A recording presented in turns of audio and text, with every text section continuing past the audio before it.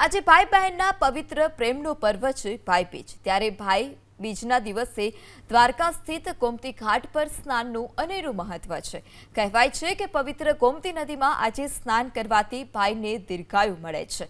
આજે વહેલી સવારથી જ ગોમતી નદીમાં સ્નાન કરવા મોટી સંખ્યામાં લોકો ઉમટી પડ્યા।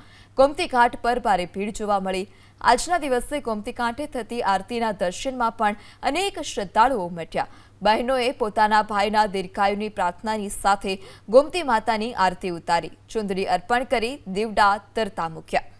દ્વારકા સ્થિત ગોમતી ઘાટ પર સ્નાનનું અનેરું મહત્વ છે। કહેવાય છે કે પવિત્ર ગોમતી નદીમાં આજે સ્નાન કરવાથી ભાઈને દીર્ઘાયુ મળે છે।